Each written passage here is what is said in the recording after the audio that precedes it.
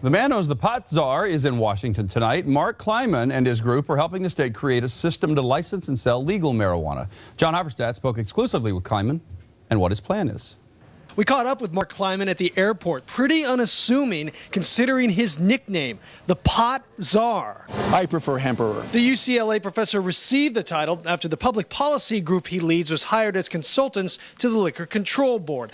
A pot czar, he says, he is not. It's all good, clean fun, as long as people understand that it's completely bogus, right? Our team is providing facts and analysis to the board. Some of the analysis is surprising, how small the medical marijuana business is and how large the black market is that extends far beyond our state. Washington's already a substantial producer, and that's going to change the nature of the struggle between the taxed and regulated market and the untaxed and unregulated market. Legal producers and retailers will face a 25% tax.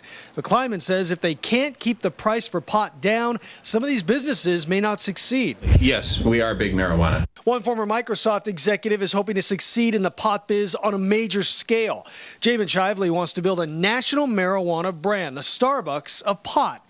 And he's got the support of former Mexican President Vicente Fox.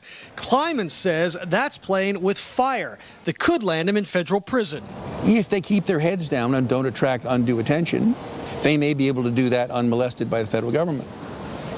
But a press conference with Vicente Fox is waving a red flag in front of the bull, and I think the bull is going to respond. Kleiman believes the federal government should create a treaty with states that legalize pot. I think there's a perfectly reasonable basis for an arrangement where the federal government essentially allows the activities in Colorado and Washington, which are illegal, to go ahead in return for the state's best efforts to keep the stuff in state. He knows that may be a political minefield, but the so-called pot czar, who was once skeptical of legalizing marijuana, now believes it can be done successfully in our own backyard. I think given how badly we're doing at maintaining cannabis prohibition, it's a reasonable time to experiment with legalization, and Washington's a good place to do it. In Seattle, John Hopperstadt, Q13, Fox News.